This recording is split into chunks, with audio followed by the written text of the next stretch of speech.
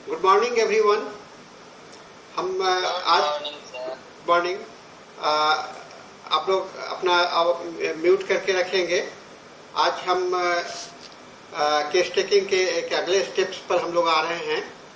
अभी तक हम लोगों ने अध्ययन किया, बातें कैसी करनी है, सुनना कैसे है, देखना कैसे है, इन सब बातों पर विशेष महत्व दिया है। अब हम लोग थोड़ा सा कुछ गाइडलाइंस जो है आर्ट ऑफ केस टेकिंग के लिए डॉक्टर हैनीमैन ने बहुत ही डिटेल्स में अपने ऑर्गेनन ऑफ मेडिसिन में गाइडलाइंस दिया है, और उन गाइडलाइंस का एक सर्वेक्षण करना बहुत ही जरूरी है, समझना। उससे हमको कई एक लाभ होंगे। एक तो अंडरस्टैंडिंग जो हम लोग का बनता है केस टेकिंग के लिए, वो है एक केस टेकिंग एक रणनीति होता है। रणनीति मतलब कि सामने वाले से कैसे आप बात मैंने किस तरह से होगा।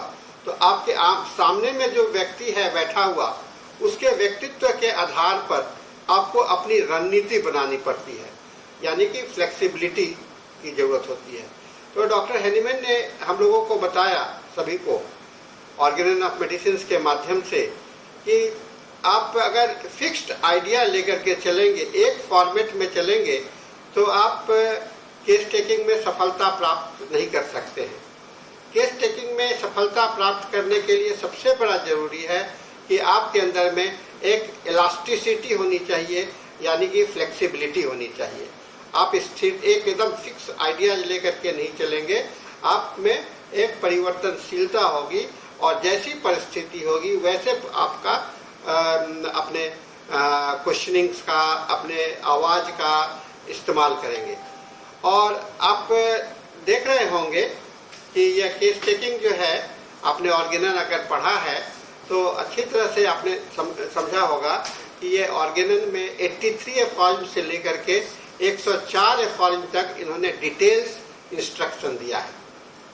बहुत ही बृहद जानकारी देने का कोशिश किया है, और इस जानकारी के अंदर में सबसे महत्वपूर्ण बात जो उन्होंने कहा है वह है केस टेकिंग के लिए स्ट्रैटेजी का निर्धारण करना। तो आइए आज हम लोग सबसे पहले एक एक फॉर्म को लेकर के चलते हैं, जिससे कि हमारा जो एबिलिटी है केस टेकिंग का, हम अपने अंदर में फ्लेक्सिबिलिटी की बात को समझ सके। हम भी मनुष्य हैं, आप सभी मनुष्य हैं, और सभी मनुष्य के का एक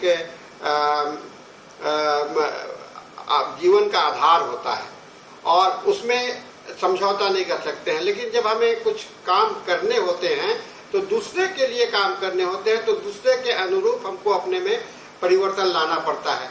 इस बात का महत्व डॉक्टर हैनीमैन ने अपने इस ऑर्गेनन ऑफ मेडिसिन में इन एफॉर्म के माध्यम से दिया है, यानी कि फ्लेक्सिबिलिटी की बात उन्होंने कही।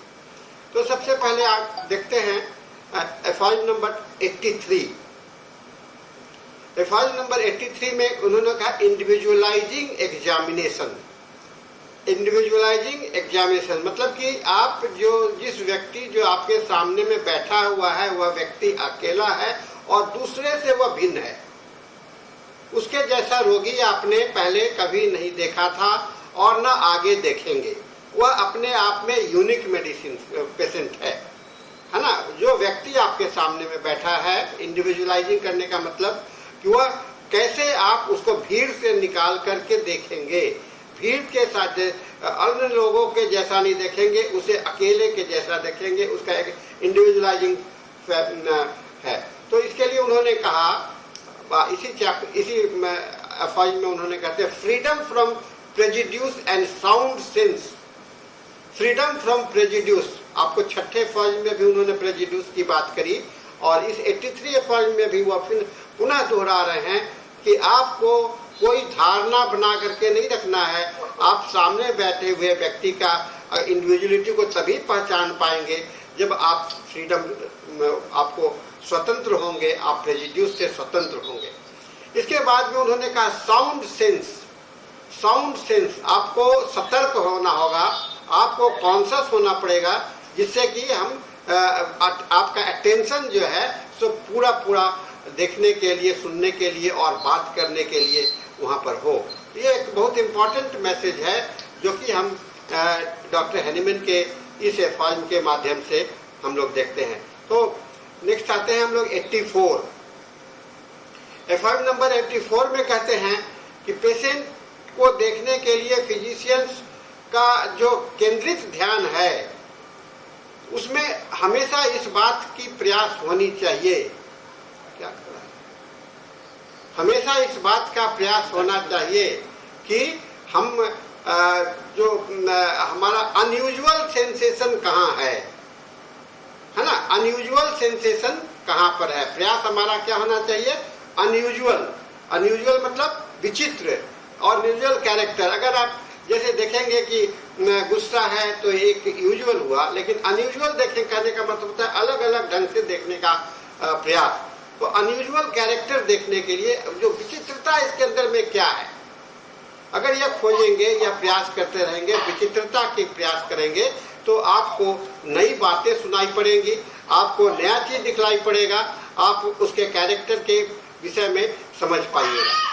इसके बाद कहते हैं कि इन सभी चीजों को आपको लिखते जाना है, इन सभी चीजों को एक्यूरेटली लिखते जाना है और अपने आप में साइलेंस को मेंटेन करना है, यानी कि आपको बोलना नहीं है और आप पेशेंट को टोकना नहीं है। ये टोकने वाली बात बड़ा विचित्र लगता है, क्योंकि जब बात करते होते हैं तो हमें तो टोकना ही पड़ता है, लेकिन टोकना नहीं, इंटरप्शंस की बात इस बात पर आता है, इंटरप्ट करने की बात आती है कि जब तक कि वह आप अपने वह विषय वस्तु से अलग हो जाए, है ना, विषय वस्तु से।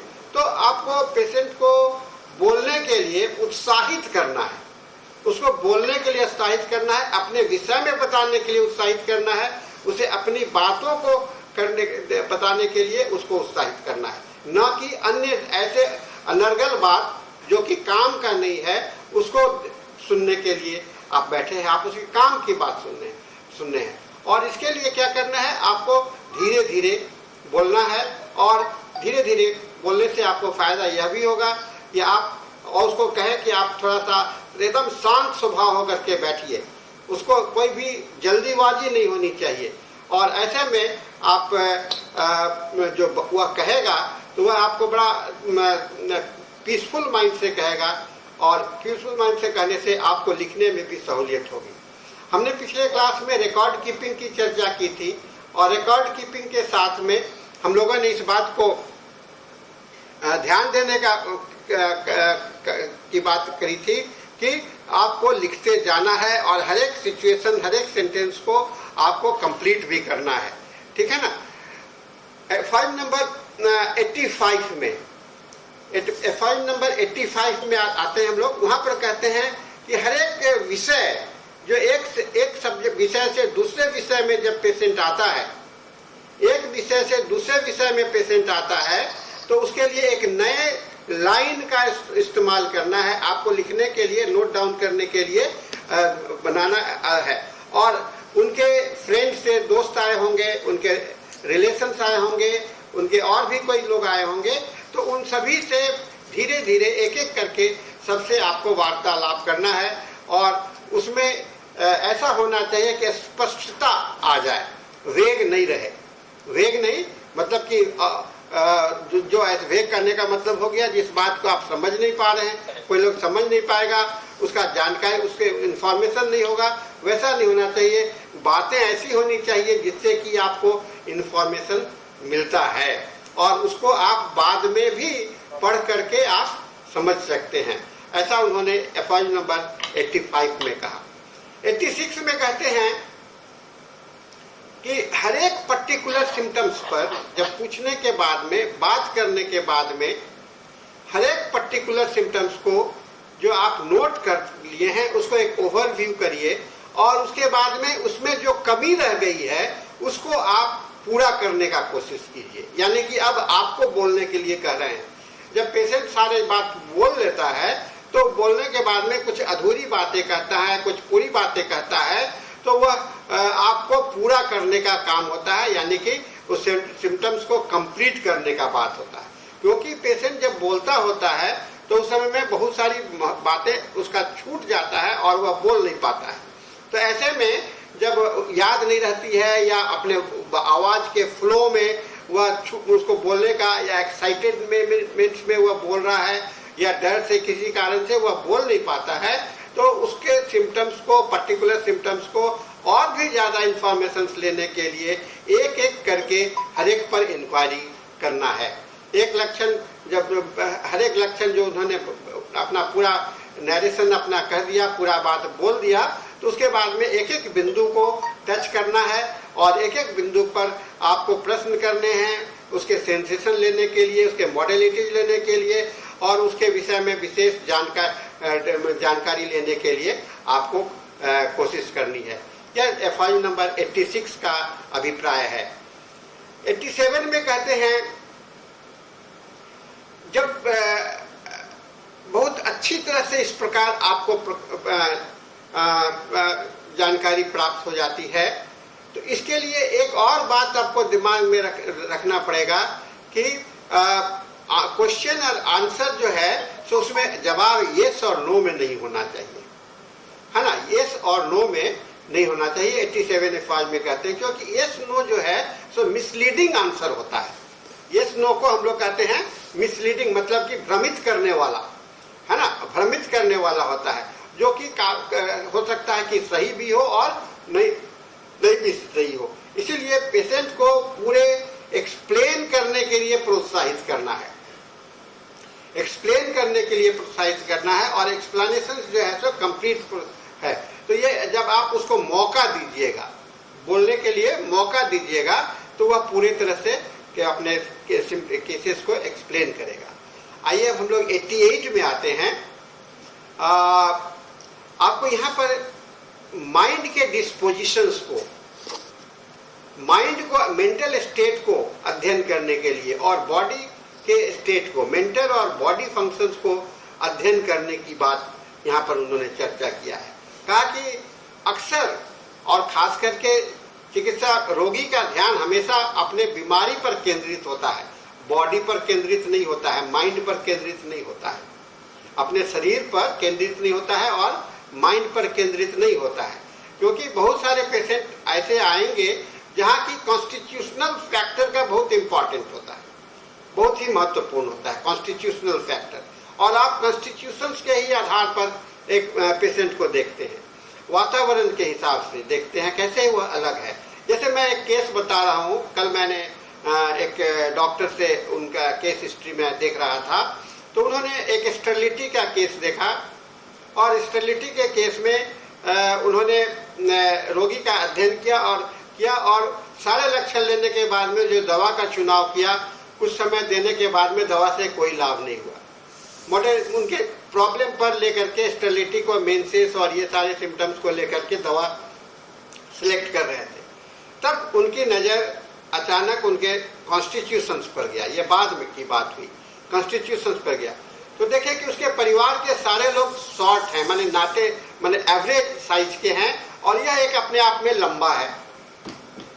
तो जब ये इसको हम लोग कल टाइप ऑफ द सिम्टम्स देख रहे थे, तो उसमें म्यूटेटेड सिम्टम्स, मतलब सब एक जगह पर है और एक ही आदमी सबसे लंबा है, तो ये एक आपको नया कॉन्स्टिट्यूशन है, अनयूजुअल कॉन्स्टिट्यूशन हो गया, है ना। तो आप जब तक अगर बॉडी पर ध्यान नहीं दिए थे तब तक तो उसको नहीं देखे थे, लेकिन जब ध्यान दिए तो समझ में आया ये अनयूजुअल कॉन्स्टिट्यूशन है, tall and lean person, tall and lean person. तो उनका दिमाग गया फॉस्फोरस की ओर। जब उन्होंने रिपोर्टराइज किया, पुनः रिपोर्टराइज किया, तो वह फॉस्फोरस उनको मिला, और फॉस्फोरस देने के बाद में वह लेडी कंसीव की, उसे बच्चा भी हो गया। तो कहने का मतलब क्या है, जब आप कॉन्स्टिट्यूशनल फैक्टर पर ध्यान देना है, 88 में उन्होंने कॉन्स्टिट्यूशनल फैक्टर में आपको मेंटल स्टेट और physical state, disposition of the mind and disposition of the body, इसको देखना जरूरी है। क्योंकि अक्सर इस बात पर लोग ध्यान नहीं देते हैं, क्योंकि ध्यान हमेशा रोगी के एक रोग पर केंद्रित रहता है, तो ध्यान देना में कठिनाई होती है। तो इस कठिनाई से बचने के लिए हमको दिमाग में अगर आप पहले से रखेंगे कि हम पूरा उसके कॉन्स्टिट्यूशंस का भी अध्ययन करना है, ये है। तो देखिए ये कितनी बड़ी बात है और स्ट्रेटजी है जो अक्सर हम लोग, रोगी सामने में है लेकिन हमारे दिमाग में यह नहीं होता है कि वह मोटा है, वह गोरा है, वह लंबा है, उसकी आंखें कैसी हैं, आंख का कलर जो देखिएगा वो भी एक सबका जो पिपल्स होते हैं, कोई डायलेटेड होता है, कोई किसी का डार्क कलर होता है, किसी का लाइट कलर होता है, जीभ का स्ट्रक्चर्स देखिएगा, नाक का पोजीशंस देखिएगा, तो सारे में आपको कहीं ना कहीं पर कोई विचित्रता दिखलाई पड़ेगी। वह कॉन्स्टिट्यूशन है, वह रोगी से जुड़ा, रोग कष्ट से जुड़ा हुआ नहीं है लेकिन रोगी से तो जुड़ा हुआ है और हमें रोगी का इलाज करना है। तो रोगी से जुड़े हुए बातों को देखने के लिए 88 फॉज में डॉक्टर हैनीमैन ने आपको बृहत सलाह दिया है। और इसको लिए कहते हैं कि आपको वैसे जगह पर भी जाने हैं, 89 में मैं आ रहा हूं, ऐसे जगह पर भी आपको जाने हैं जहां की पेशेंट जवाब देना नहीं चाहता है। ये बहुत है और उसको बात समझ में नहीं आती है, ठीक है ना, बात समझ में नहीं आती है, जवाब नहीं देना चाहता है, तो उसमें इनडायरेक्ट क्वेश्चन से आप उसके पास में जा सकते हैं, है ना। इनडायरेक्ट, उसका सीधा जब नहीं मिलता है तो इनडायरेक्ट क्वेश्चंस को करना है, उसके इर्द गिर्द घूमना है जिससे कि वह जो बात छिपा रहा है वह सामने में निकल के आ जाए। ऐसा बहुत समय में आपको मिलेगा कि रोगी अपनी बातों को छिपाते रहते हैं, है ना। इसीलिए बहुत ही स्पेशल क्वेश्चंस वहां पर 89 एफआई में कहते हैं special question, more precise and more special question should be asked, है ना। उसमें इसी क्रम में उन्हें कहते हैं कि टेस्ट कैसा है। अब खाना के विषय में आप टेस्ट पूछ रहे हो तो कहेगा कि अच्छा लगता है, खराब लगता है। अच्छा खराब से तो हमारा कोई मतलब नहीं है ना, अच्छे खराब से हमारा कोई मतलब नहीं है। हमारा मतलब है कि टेस्ट कैसा लगता है, मीठा लगता है, अनयूजुअल टेस्ट क्या है उसके अंदर में, ठीक है ना। तो पेशेंट के बाद में ये प्रिसाइज इंफॉर्मेशन, मतलब कि स्पष्ट जानकारी आपको होना आवश्यक है।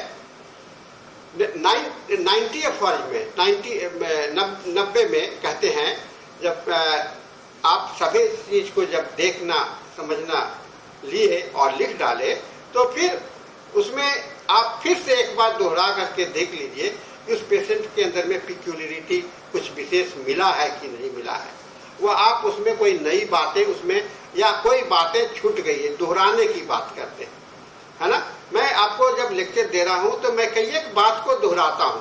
मैं दोहराने की आदत इसलिए बनाया हूं कि मैं टीचर हूं और टीचर का काम होता है कि जब तक स्टूडेंट अच्छा से समझ ना जाए उसको बात को दोहराते रहे। तो उसी तरह से रोगी को भी हम लोग जब देखते हैं तो हमें दोहराते रहना है और उसे पर्टिकुलर रिपीट करते रहना है जिससे कि हमारा आगे का काम हो। 91 एफआज में कहते हैं, अब आइए एक स्ट्रेटेजी की ओर आ रहे हैं हम लोग, नए स्ट्रेटेजी की ओर में। Previous course of treatment, previous मतलब कि पहले आप यहाँ आने के पहले वह जितने सारे मेडिकेशंस लिए थे और उस मेडिकेशंस का क्या प्रभाव हुआ था, है ना, इसकी जानकारी लेनी है। अब अगर वह एलोपैथी से आया है तो उसके पास में प्रिस्क्रिप्शंस लेकर के आया होगा, उसका डायग्नोसिस का रिपोर्ट लेकर के आया होगा, उसके सारी चीजों को लेकर के आया होगा, तो उसको देख करके आपको प्रीवियस उसको भी आपको मिलान करना है और वह पार्ट बनता है ना, पार्ट बनता है आपके केस टेकिंग का कि वह पहले से इलाज में कैसा था। अगर वह होम्योपैथी से इलाज करा करके आया है, आप रिपोर्टरी में आइएगा तो आपके पास में कई एक रूब्रिक्स ऐड किए हुए हैं। Abuse of the allopathic medicine, violent reaction of the allopathic medicine, ये violent reaction of the homeopathic medicine, ठीक है ना। तो ये आपको कैसे पता चलेगा जब तक कि आप पुराने इतिहास में नहीं जाइएगा। सपोज वह होम्योपैथी से इलाज करा करके आया है और उसने किसी ऐसे डॉक्टर से इलाज कराया है जो कि खाली हाई पोटेंसी या बहुत सारी मल्टीपल मेडिसिन दिया जो कि आम होम्योपैथ किया करते हैं, तो वह मल्टीपल मेडिकेशंस के कारण उसके अंदर में डिजीज कॉम्प्लेक्सिटी बहुत ज्यादा हो गया। तो ये कॉम्प्लेक्सिटी डिजीज जो है ड्रग डिजीज, आप क्लासिफिकेशन ऑफ डिजीज में आपने पढ़ा होगा, ड्रग डिजीज हुआ करता है, एक आर्टिफिशियली प्रोड्यूस्ड डिजीज है, आर्टिफिशियली प्रोड्यूस्ड डिजीज है और वह आर्टिफिशियल प्रोड्यूस डिजीज को जानना है कि जब तक आप ये नहीं जानिएगा, सुनना कैसे है, देखना कैसे है, सब आर्टिफिशियल प्रोड्यूस सिम्टम्स को नहीं समझिएगा तो आपको बात समझ में पुरानी को रिलेट नहीं कर पाइएगा। तो इस एफॉइम 91 एफॉइम में वह आपको प्रीवियस मेडिकेशंस के इम्पोर्टेंस को बता रहे हैं, जिसे कि आप जो उनके क्लासिफिकेशन ऑफ डिजीज में आर्टिफिशियल डिजीज देखा था उस बात को आप यहाँ पर रोगी में देख पाइएगा। सभी रोगी तो तुरंत बीमार हुए और आपके पास नहीं आते हैं। अधिकांशतः होम्योपैथी में जो रोगी आते हैं वह दूसरे चिकित्सा से, दूसरे पैथी से इलाज करा करके आते हैं या खुद अपने दवा खा करके आते हैं। तो वैसे में आपको विशेष ध्यान रखना चाहिए, इस बात का यह है। और एक चीज का ध्यान में और रखना चाहिए कि जब ये दूसरे पैथी से जब आपके पास में इलाज करा करके आ रहा है तो पहले पैथी में वह उसमें क्या परिवर्तन हुआ है ना, पहले पैथी में उसका क्या परिवर्तन हो गया था, इस बात को, और उसमें उससे नुकसान हुआ था, बढ़ गया था, नए सिम्टम्स उस बीमारी से आए थे। तो ये सारे कोर्स जो हैं सो आपको अपने मेडिसिन को डिसाइड करने में मदद मिलेगा। आपने आइसोपैथी का नाम सुना होगा, आपने नोसोड्स का इस्तेमाल करना है, और आपको क्रॉनिक डिजीज का इस्तेमाल कैसे करना है, ये सारे चीज का ट्रीटमेंट करने के लिए हमें इस बात से अवगत हो जाते हैं। 92 में कहते हैं कि डिजीज के कोर्स को समझना पड़ेगा, है ना। सिम्टम्स को एसर्टेन करने के लिए, समझने के लिए डिजीज के कोर्स को, रैपिड कोर्स है, अगर सीरियस कैरेक्टर का है तो उस समय में फिजिशियंस का काम होता है कि उसके अल्टर्ड एडिशन जो कि मेडिसिन के द्वारा हुआ होगा या ऐसे भी हुआ होगा, उस पर एक सही दवा के पास में पहुंचे, है ना। और केवल एक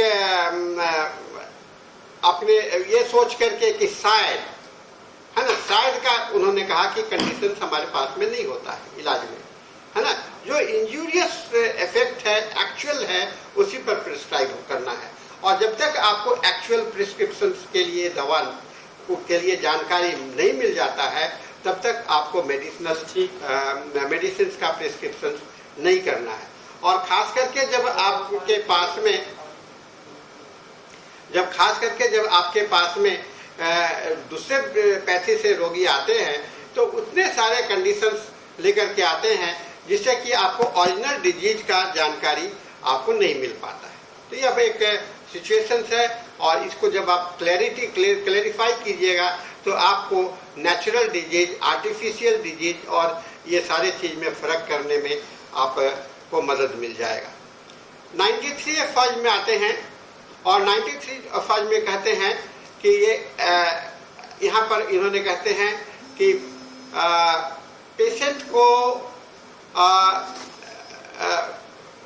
बहुत ही कम समय से अगर आया है, क्रॉनिक इन्फेक्शंस का है, तो उसके वास्तविक कारण आपको देख सकते हैं। और स्पॉन्टेनियस और स्पॉन्टेनियस यानी कि सिम्टम्स के आने का तरीका, कैसे वो सिम्टम्स आपके अंदर में डेवलप किया, स्पॉन्टेनियसली डेवलप किया, ग्रेजुअली डेवलप किया, स्लोली डेवलप किया, तो ये आपको क्रॉनिसिटी और एक्यूटनेस होने का जानकारी देगा।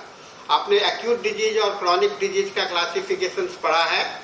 एक्यूट डिजीज में कहते हैं कि ये कम सडनली एंड गोज सडनली, अचानक आता है और चला जाता है, ठीक है ना, रैपिड कोर्स ऑफ ये होता है। क्रॉनिक डिजीज में अपीयर स्लोली, धीरे धीरे आता है, धीरे धीरे बढ़ता है और रिमेन्स फॉर एवर, हमेशा आपको वहां पर रह जाता है। तो ये जो घटना है वह लक्षणों के अध्ययन करने से आपको पता चलेगा। कहा यहाँ पर डॉक्टर हैनीमैन 93 से में आपको दो तरह के बीमारी, खास करके एक्यूट और क्रॉनिक में आप अपना रास्ता क्या अख्तियार करेंगे, किस रास्ते से जाएंगे, वो बताने का है कोशिश कर रहे हैं 93। क्यों, यहीं से ये शुरुआत करते हैं आपको एक्यूट डिजीज के केस टेकिंग के लिए और क्रॉनिक डिजीज के केस टेकिंग करने के लिए आपको इंट्रोगेशन आपका कैसा होगा, ठीक है ना। और 94 में कहते हैं जब आपको लग जाता है कि यह क्रॉनिक डिजीज है और पर्टिकुलर सर्कमस्टांसेस में है, तो उसके सारे domestic situation, diet, mode of living, life style, occupation, ये सारी चीज के विषय में और भी जानकारी लीजिए कि क्रॉनिसिटी एक दिन में नहीं बनता है। क्रॉनिसिटी के लिए समय लगता है ना, क्रॉनिसिटी के लिए समय लगता है। इसीलिए इसमें आपको थोड़ा सा विशेष समय देना पड़ेगा उसको हटाने के लिए, रोग को हटाने के लिए यहाँ पर आपको विशेष समय देना पड़ेगा, विशेष मेहनत करनी पड़ेगी, है ना। तो ये क्रॉनिक डिजीज ठीक है। हम लोग अब फिर से शुरू कर रहे हैं 94 फाइल पर। कह रहे हैं कि क्रॉनिक स्टेट में जब पता चल गया है क्रॉनिक डिजीज है, तो खास करके ये पता करना बड़ा मुश्किल तो नहीं है, इसलिए कि जब हम लोग रोगी को हमारे पास में आता है तो अधिकांशतः क्रॉनिक केस, अगर जाना हुआ हो गया तो परेशानी नहीं है, लेकिन जो ऐसे लोग हैं जो कि नहीं है और क्रॉनिसिटी है कि नहीं है, कभी कभी ऐसा भी होता है कि जो इलाज चल रहा है वह क्रॉनिक डिजीज का इलाज कर रहा है, लेकिन वह क्रॉनिक होता नहीं है, और कभी कभी एक्यूट डिजीज भी क्रॉनिसिटी को एक्वायर कर लेता है।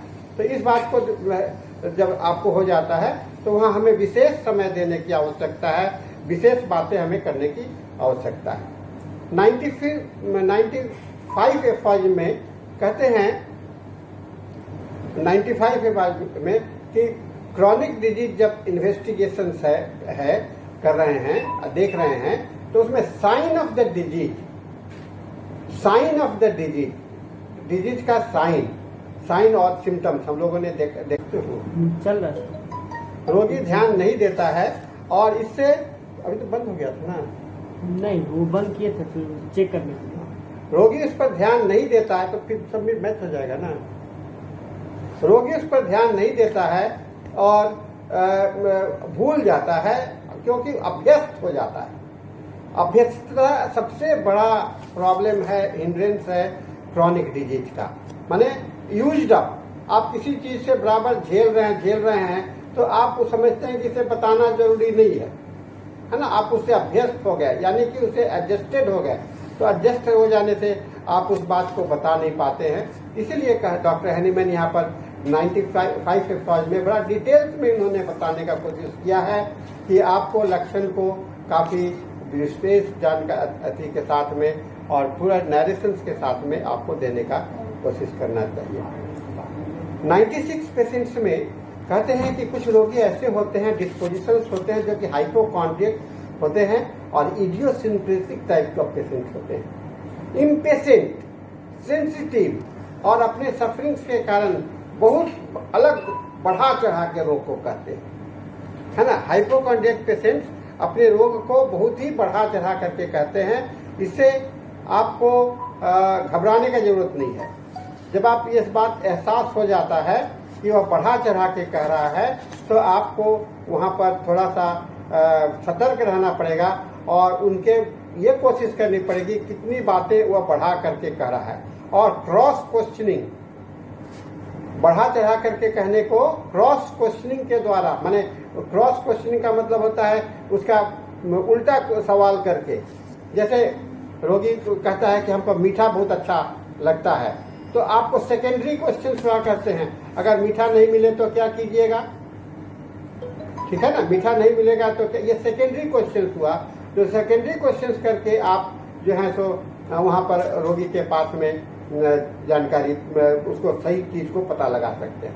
दर्द होता है और दबाने से अच्छा लगता है, ठीक है। रोगी कह रहा है दबाने से अच्छा लगता है, अगर उसको नहीं दबाते हैं तब कैसा लगता है ना। और दबाते हैं तो धीरे से दबाते हैं, जोर से दबाते हैं। तो क्वेश्चंस का सप्लीमेंट्री क्वेश्चंस आपके पास में तैयार रहना चाहिए हाइपोकॉन्ड्रियक पेशेंट्स के, क्योंकि हाइपोकॉन्ड्रियक पेशेंट्स अगर इसको कंफर्म करने के लिए हाइपोकॉन्ड्रियक पेशेंट्स में क्या आप स्ट्रेटेजी अपनाइएगा, इसको 96 एफआई में कह रहे हैं। कुछ 97 कुछ है ना फॉल्स मॉडेस्टी और अपने डिस्पोजिशंस के कारण, अपने माइंड के कमजोरी के कारण और अपने जेलसी के कारण, नेगेटिव इमोशंस के कारण सभी चीज का सही जवाब नहीं देते हैं, अपने आप को ज्यादा महत्वपूर्ण समझते हैं, ईगोइस्ट टाइप के पर्सन होते हैं, है ना, ये ईगोइस्ट टाइप ऑफ पर्सन होते हैं। इनको भी आपको समझना पड़ेगा और इनके वेग सिम्टम्स को कंप्लीट करने के लिए आपको सतर्क रहना पड़ेगा। ये 97 में कह रहे हैं। और आते हैं 98 में, उसके ये सारी बातों को इन्वेस्टिगेट करने के लिए वो कह रहे हैं कि आपको ह्यूमन नेचर का जानकारी होना जरूरी है, कंडीशंस पेशेंस का जरूरी है, ह्यूमन नेचर और कैसे किस समय में आपको ये होता है। तो अध्ययन अगर इतने बात करते करते रोगी से आपको समझ जाते हैं कि उसका ह्यूमन नेचर क्या है और उस नेचर के हिसाब से इन्वेस्टिगेशंस करने में, कंप्लीट पिक्चर बनाने में आपको सहूलियत आ जाता है। 99 में कहते हैं जो कि एक्यूट डिजीज की बात कर रहे हैं और फ्रेश मेमोरी की बात होती है ना। फ्रेश मेमोरी मतलब कि एक्यूट डिजीज में कष्ट के विषय में और कारण के विषय में बड़ा फ्रेश होता है।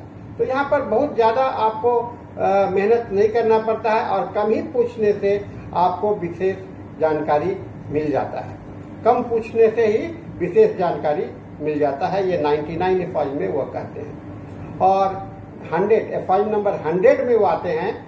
तो टोटलिटी ऑफ द सिम्टम्स अब आते हैं एपिडेमिक स्पोरेडिक डिजीज के लिए। और स्पोरेडिक डिजीज में आप 2-4 रोगी देखने के बाद में, अगर जब उस समय आ रहा है 2-4 रोगी देखिएगा ही तो आपको पता चल जाता है कि ये एपिडेमिक नेचर का डिजीज है या स्पोरेडिक नेचर का डिजीज है। और उस समय में आपको उन सभी से जो अगर लक्षण लेते जाएंगे तो कुछ कॉमन लक्षण इकट्ठे होते चले जाएंगे और उस लक्षण के हिसाब से आप जीनस एपिडेमिकस तैयार कर लेते हैं। और जीनस एपिडेमिकस जब आपको मिल जाता है तो आपके लिए केस टेकिंग में और सहूलियत हो जाता है और दवा के चुनाव में, क्योंकि रोगी उस समय में जीनस एपिडेमिकस के माध्यम से उस एक्यूट डिजीज का, उस एपिडेमिक का, उस स्पोरेडिक का, उस पैंडेमिक डिजीज का आप कर सकते हैं। उसी दवाओं के बीच में रोगी जो है तो आना जाना रहेगा। और एक फायदा तो ये जीनस एपिडेमिकस का हुआ। दूसरा फायदा यह होता है जब आपके पास में बहुत ही इमरजेंसी लेवल पर कई 100 पेशेंट को देखना है की बात आती है और प्रॉब्लम ये हो जाता है। तो इस इमरजेंसी को सिचुएशंस के समय में कम से कम हम पैलिएटिव काम तो कर सकते हैं, रोगी को बचा सकते हैं, फिर बाद में उसका ट्रीटमेंट हम सही ढंग से कर सकते हैं। ये एफआई नंबर 100 बहुत इंपॉर्टेंट एफआई है, खास करके पैंडेमिक सिचुएशंस के समय के लिए इन्होंने इस बात का बहुत बढ़िया से जानकारी इसमें दिया है। इसी को एफआई नंबर 101 में, एफआई नंबर 101 में ये कहते हैं एपिडेमिक डिजीज में, एपिडेमिक डिजीज में मोर और लेस इंडिविजुअलिटी तो अलग होता है, लेकिन डिजीज का कॉजेशंस होने के कारण सिम्टम्स का प्रेजेंटेशन एक जैसा होता है। और क्योंकि वह एक्यूट होता है तो उस समय में आपको ज़्यादा कैरेक्टरिस्टिक्स पोर्ट्रेट बनाने में आपको ज़्यादा मदद नहीं मिलता है और होम्योपैथिकली अडेप्टेड मेडिसिन को आप प्राप्त कर ले सकते हैं। ठीक है ना। 102 में जब ये कहते हैं, जब आपके पास में पूरा डिजीज का स्केच तैयार हो जाता है, पूरे डिजीज का स्केच तैयार हो जाता है, यानी कि पूरा सभी कुछ हो जाता है, तो उसमें देखना पड़ेगा कि कौन सा बात फालतू है और कौन सा बात सही है और कौन सा बात में अधूरा रह गया है। तो ये सब चीज को आइडेंटिफाई करने के लिए कहते हैं रिवीजन, है ना। आपने क्या देख पाया उसमें रिवाइज करने की बात ये कर रहे हैं और यह आपको रिवाइज करने से आपका सही जगह पर पढ़ सकते हैं और खास करके टोटलिटी बनाने में आपको सहूलियत मिलेगा। और 103 में पुनः ये आपको इन्वेस्टिगेशन का तरीका का बता रहे हैं, एपिडेमिक डिजीज के विषय में, एक्यूट नेचर का और एपिडेमिक डिजीज, क्रॉनिक डिजीज और माइजमेटिक क्रॉनिक मैलेडीज, है ना। ये सारे चीज का माइजमेटिक का जिक्र करते हुए हर एक सोरा, सिफिलिस, साइकोसिस के लिए जो है अलग अलग सवाल जो है तो आपके प्रश्न में दिमाग में रेडी रहना चाहिए, जिससे कि आप उसका इस्तेमाल कर सकते हैं। 104 में ये कहते हैं कि बहुत सारे तरह के रोगी हैं।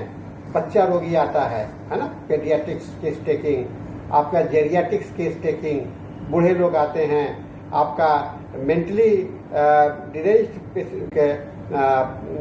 आपको स्ट्रैटेजिकली व्यवहार करना पड़ेगा। कौन सा लक्षण किसमें ज़्यादा महत्वपूर्ण है, इसके लिए आपको तैयार करना रहेगा। तो इन सारे चीज़ को 83 से लेकर के 104 तक डॉक्टर हैनीमैन किया है। एक आउटलाइन इन्होंने बनाया है। इस आउटलाइन के तहत ही हम लोग सारे केस टेकिंग का काम करेंगे और करते रहेंगे। ये चीज़ को आज मैंने आपको यही बताने का कोशिश किया कि आउटलाइन ऑफ हैनीमैन क्या है।